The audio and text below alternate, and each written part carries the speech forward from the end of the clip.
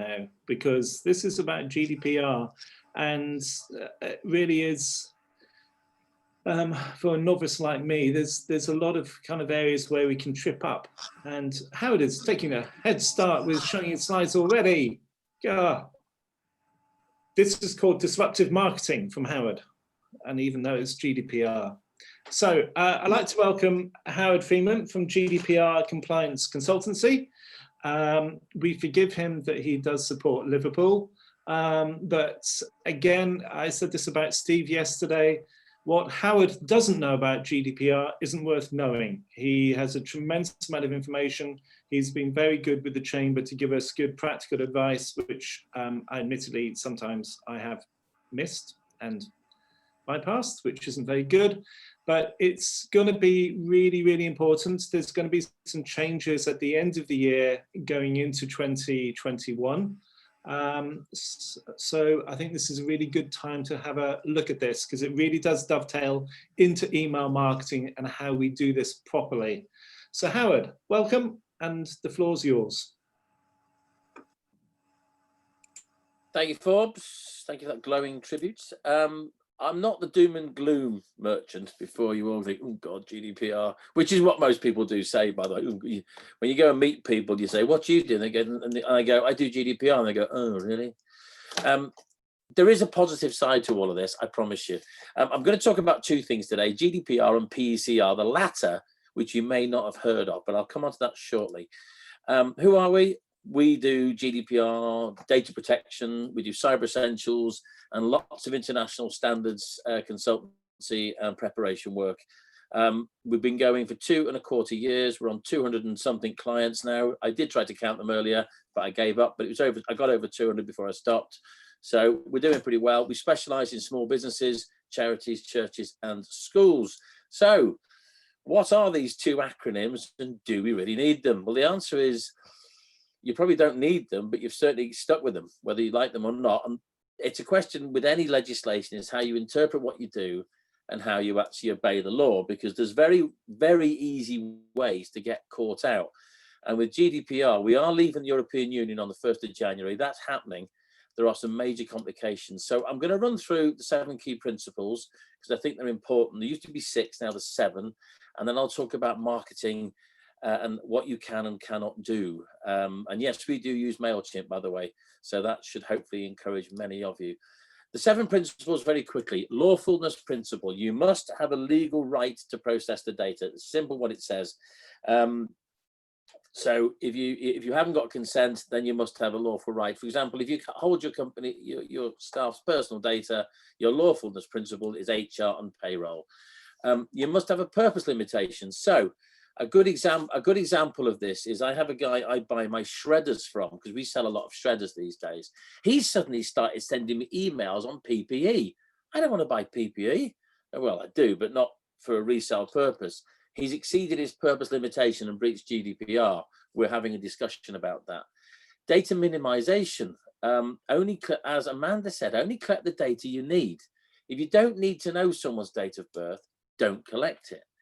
Make sure it's accurate. You are duty bound to make sure that it's accurate. Now, as Paula mentioned, she wrote a lot of emails back in May 18 and asked lots of people to consent to her newsletter or mailings, and they didn't respond. And apart from being very offended, which is fine, the fact is she was bitterly disappointed. Well, you're all right there. You can now go back and ask them the question again, because you can ask them the question that under GDPR, we need to make sure that the data we hold on you is accurate. And if you do not wish us to hold your data, please tell us so. That will get you a response one way or the other. If they update, if they say that the data that and you've shared, basically you've shared an email address with them. If they say it's fine, then you've actually got legitimate interest to then actually communicate with them again. All those mails that were sent out in May of 2018 were pointless, because after about 20 minutes or so, everyone started hitting the delete button because they couldn't be bothered wasting their lives offering consent. Data storage limitation. You should only store data for as long as you need it. So with the chamber, it's very simple. For as long as you're a member, the chamber stores your data. When you're no longer a member, they should in theory delete it. They can keep it for 2 years if they wish, because they may try to reconsent you in a year's time and get you to rejoin. they have that set out in their data retention schedule that I wrote. Data confidentiality. You are obliged to keep your customers' data safe. If you lose your customers' data, you will lose your customers. It's very, very simple. Now, GDPR had 6 principles. The 7th one was buried in the Data Protection Act of 2018. It's called accountability, which means you need to be able to prove that everything you've done is compliant. So, marketing, the rules you should use. We, you, us. If you're going to ask someone to consent to something online, use an opt-in box, which means it's blank when you go to it and they have to tick it. You must also specify on your privacy notice how you will communicate with these people. Okay. A privacy notice shouldn't be stolen from someone else's website, copied, pasted, with your name inserted. It should be written about your business. You should always ask for consent to pass details to third parties. But you should also tell people who the third parties might be. You can't just say interested parties or similar businesses. It's vague and it's illegal. And you must also record when you gained your consent. This goes on your data asset register. Quick show of hands. Forbes and Amanda, you can keep your hands down because I know you've got one. Who's got a data asset register in their business? Well done. Good. I'm glad you said that. 2. So the rest of you need to come and see me, really, because without a data asset register, you cannot prove accountability. You breach on the 7th principle, you're non-compliant. Now, I'm not going to go through this list because we'll be here all day. The trouble with my business, it's very difficult to use graphics to tell you what we do, but I will share the slides with Forbes and Amanda later so you can have a copy of them. My advice on bought-in lists is simply this: don't. You don't necessarily know the provenance of the data. People say, oh yeah, we've got opted in lists. Opted into what? They may have opted in to receive information on tractor spare parts for all you know. You don't know what you don't know. And the chances are you'll fall foul. If you do a Mailchimp exercise or a phone exercise, the chances are you'll fall foul of the Information Commissioner's Office and you'll pick up a fine under the PECR, which is the Privacy and Electronic Communications Regulation. That will get you into trouble, not just for emails, but for telephone, for text, and all sorts of things. Be very, very careful.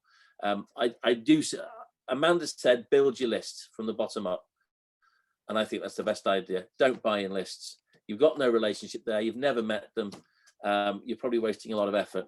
That is my advice. If you want to buy bought in list, please make sure that the seller is some kind of bona fide person. For example, if you wanted a list of accountants to market to, is that seller a member of the ACCA as an affiliated partner? If they're not, don't bother. And also do a sample exercise. Send 10 or 15 out and see what happens. If you start getting complaints, stop. Right. Again, there's loads of rules on bought-in lists. Again, I won't go through them, but again, there's lots of things you need to put on them to talk about they have specific consent to receive data from you. Well, if you buy a bought-in list, you won't have that. So just be very, very careful of data you don't know the source of. I have built my mailing list through BNI, Bob, networking, Kingston Chamber. It's built. There's about 900 people on it. Most of you, I think, are on it. And if you're not, you will be. But the bottom line is, because when you meet someone, they give you a business card. That is explicit consent. They have said, you can talk to me. So that's what a business card does. Should you keep the business cards as proof of this? Yes. Get yourself an old shoebox and stick them under the bed. They're always worth having, because then there's no ambiguity in that. For mail, the only things you need to do is, again, you need to gain consent. You should screen against the mail preference service. If you don't, you're really asking for trouble. And again, you just require that consent. If you're already communicating with you via email, you can ask for the consent via email. It's a difficult one, because what we had post and pre 25th of May 2018, one of our biggest clients is a charity called Smile International. They do cancer care in some of the most vile parts of the world, and for children. They're an amazing charity. Heartbreaking content they put out. Some of the stuff they put out is like, oh, I don't want to see that. And they had a massive drop off in their consenting, in the same exercise that Paolo went through, was they had 6,000 subscribers, which dropped by 95%. When I asked the Reverend Brian Doubleday, the CEO, what effect will that have? He said, well, our income will probably drop by the same percentage, 95%. I said, well, yeah, what does that mean in real terms? Oh, he said, the children will have to die. They use legitimate interest using something called a data privacy impact assessment to allow the marketing to continue, and their income is up. So I don't think children are dying, which is good. So again, with mail, just be a bit careful with the content as well. For this, that slide's wrong, but never mind. If you're calling people, so where it says by mail, it means by telephone. You should screen business numbers particularly and consumer numbers against the TPS. You should have a do not call list. Who's got one of those? I didn't think you had. If you're selling business to consumer, you really should have one. It's an important list, because if someone has said to you, or they've pressed 9 if it's an automated system, that they don't want to talk to you, you must record that fact. It's the easiest way out of trouble if it ever arrives. And we have a pension company, and the world of pensions is just so varied, because another pension provider can actually call you about your pension because if they believe that another provider hasn't given you the whole of market option. Gets messy. Always display your number to the person you're calling. That is a legal requirement. Email and SMS, again, telephone preference service again. And again, claims management are the obvious one we talk about, or the accident you never had. And that is one of the most important things that you should be thinking about. Just to cover off the rest of the piece, though, for Mailchimp marketing, when you add an entry into Mailchimp, there are 2 tick boxes, and one of which says I already know this person and therefore update the record. The other one says this person has given me permission to email them. If you don't tick it, as Amanda said, they'll go onto your mailing list, but you won't be able to communicate with them. You do need to tick that box. Just covering off something that's happened this morning, we are beginning to understand that the European Union won't give the United Kingdom an adequacy agreement, which means data transfers between the EU and the UK from 1st of January are about to get very, very difficult. They're already impossible between us and the US. So a question for you, again, because I like my questions. Who knows which country their data is hosted in? Well, I knew you would. So if you're capturing data via your website, for example, through a contact form or other method, or an e-commerce site, where is that site located? If it's in the United States, it's starting to get very difficult, because the European Court of Justice has scrapped the privacy shield, and it's been invalidated immediately. There's no transition period. If you're using a CRM system, and there's plenty of them out there, your data needs to now be in Europe, not in the US. Or if you're processing your client's data in the United States, maybe unknowingly, you are breaching GDPR. So there's lots of things you need to think about with that. But don't be afraid to ask your provider the question, because you'll be surprised where everyone says it's in the cloud, but the cloud isn't actually a great big fluffy thing pouring rain out of. It's actually a file server in a data center in someone's country, and you need to know where that server is and the backup. If you don't, you could find yourself in a fairly pretty pickle when it comes to things like that. So do be a bit careful with that. If you're in doubt, just ask the question. But for proving compliance, if you're involved heavily in marketing, you must be able to prove for the accountability principle where the data came from. Have you got permission to use it? And therefore, it means a data asset register. If you're sharing it with third parties, you'll need to have a data flow map in place. And of course, you'll need a risk register to go with it to prove that you have actually assessed that what you're doing doesn't risk the rights and freedoms of the EU data subjects. GDPR and PCR in a nutshell.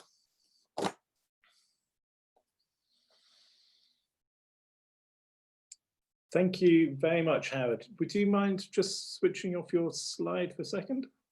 I certainly will. Stop me share. There we go. Fantastic. Again, you've distilled some very complex issues into a very sort of digestible format. So thank you very, very much for that. Just out of interest, before I start, you mentioned mail preference service in one of your slides in terms of if you're doing mailing and marketing. What is the mail preference service? It's a whitelist and blacklist of people who don't wish to receive unsolicited mails. So what you really should do, this really applies when you're buying a mail. If you buy a mailing list, then you should really be checking it against that. This might be a good example if you're selling. Well, I'll use the example of PPE. So if you want to start selling rubber gloves and face masks to the masses, buying a mailing list of 30 million people would probably be a very good idea. But a lot of those people will be on the mailing preference list, which is when you mark a mail as spam, when you have a choice to do that, or junk in your email, it sends the recipient's email address back. So it marks it accordingly. But what it also does, it marks the fact that you have, you're starting to reject emails, and based on the subject and the sender, you arrive on the mailing preference list. It is a subscription option. But it doesn't really apply in a local world. It's more for mass mailings rather than it is for us, unless anyone's mass mailing. Thank you, Howard. Does anybody have any questions for Howard at this moment? Sue. Yeah, I mean, I haven't got a sort of database of emails that I've contacted. So if I've contacted someone, haven't had a reply, I'm not thinking of saving that email, but of course my system will remember it. Does that mean anything? Sorry, Sue, I had a slight freeze there. Could you repeat your question, please? I tried emailing a few people as a mail shot, didn't get a reply and probably won't follow up on them. So I've not really actively recorded their email address, but of course my system will remember it. When you start to type an email address, it gives you all of the options of similar ones that you've used. Where do I stand on that if I can't get rid of those email addresses? Well, all your data asset register would say, Sue, is that you've got email addresses in your email system. That's all it needs to say. I mean, email data is fairly low risk, but it needs to just be recorded somewhere. That's all it is. I mean, even if you delete the emails, your system will still remember the email address. That's Outlook. That's Outlook and most email clients for you. Thank you. So again, it is a GDPR relevance, but it's a low risk one. Howard, you mentioned sort of the sense of you'll get into trouble, you could get into trouble. How realistically and how practically are you going to get into trouble? Yeah, it's a question of the odds, isn't it? The ICO is getting bigger, 188 people now. They're getting hungrier because Boris has cut their money off.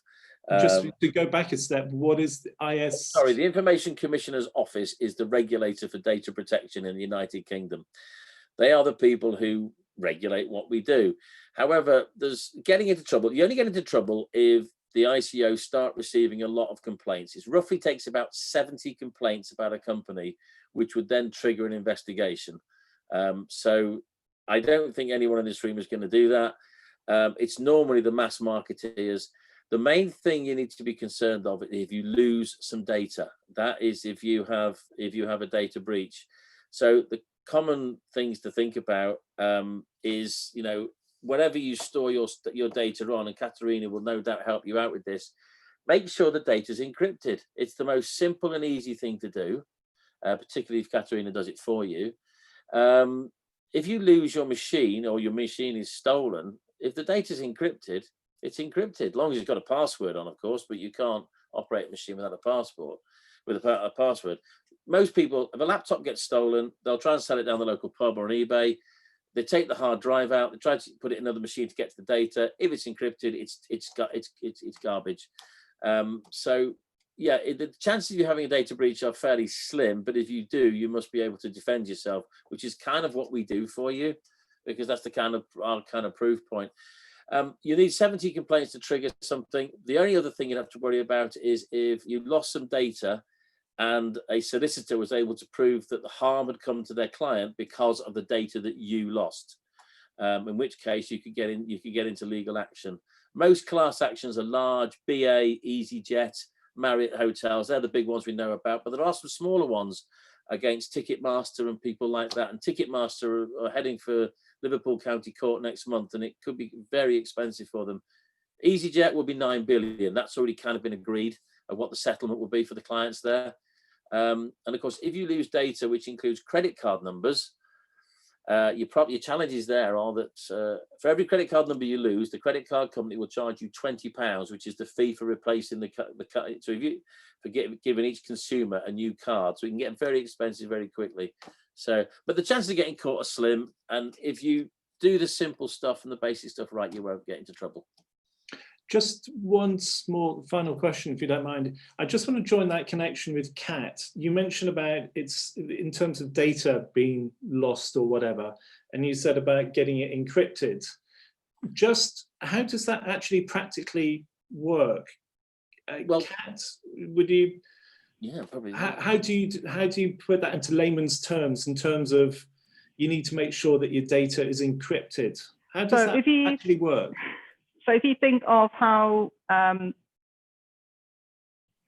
the Second World War they've been encrypting things, if you think of how crucial it was for people to break in the code and get the message of the enemy. So the enemy is basically the cyber criminals who are constantly trying to get the information. If you don't put any code in, it's just there for them to take. So encrypting it, and obviously at the moment with a standard 256 encryption, it will take potentially the entire existence of the universe with the current technology, but obviously that is changing, and you have to keep current, and once a new stronger encryption comes in place, it gets replaced. So obviously for the chamber, we take care of that. We force and make sure that all devices are compliant. So there's lots of things which could be put in place, and IT companies normally do that, where they set policies to make sure that any device accessing company data is encrypted, is complying with having updates, and these sort of things. So mobile devices, and then in case a person leaves or their mobile or laptop gets stolen, all of this data can get wiped as well, with ensuring it's encrypted. So essentially that any of us with our own businesses and whatever, we would need to come to, for example, yourselves and say, you make us data secure. We can't necessarily do it ourselves. We would have to come to a third party, come to a business like yours. Yeah, so that's sort of recommended. Obviously, you can try and do the basics yourself, look it up. Obviously, there is no such a thing as 100% secure. If someone will want to get your data, they will spend the amount of time, and the easiest way to get in is using social engineering. So trying to get to know someone who knows someone inside a company, or phoning up pretending to be someone. Obviously, the larger the company, the easier it is. Obviously, if Amanda receives an email from you saying, oh, could you authorize this payment? I'm on holiday or something like that. Amanda's going to go, well, I know Forbes isn't on holiday. This is fishy, and doesn't sort of fall for it. But if you imagine sort of 20, 30 people company, they might not be so close, or they might be terrified. We've seen this in sort of some of the large companies we work in London, where they might be terrified of their boss to ask, and they just go, oh no, they upset because we haven't paid this invoice. What they haven't realized is that someone has changed the details in that invoice, and the money has gone somewhere else. So those are sort of tricks which are used very often, and sometimes it might be down to your client's client being compromised, which is then used to do the social engineering trick and use the information. So anything you put on on the internet, on your website. So I know it's, from the marketing perspective, it's really, really interesting to put your story in there, put all the details and how everybody in the company sort of fits in. If you're a cyber criminal, this is, oh, brilliant, they gave me all the information I can use for my social engineering hack. And that's the sort of thing which terrifies us when people go and put so much information on their website, and we go, oh my God, please don't. I know it's so good for your marketing, but it's also finding that balance of not putting too much out there, because that just makes people vulnerable. Thank you. Well, before we go off for the break, not scaring the Jesus out of us all, but I think it's it is always good to be very mindful of this. And as Howard said, it may not necessarily be sort of the GDPR things which we might slip up on. It might be actually the data which could be can undo us a little bit. So thank you very much, Howard. Really informative. Thank you so much.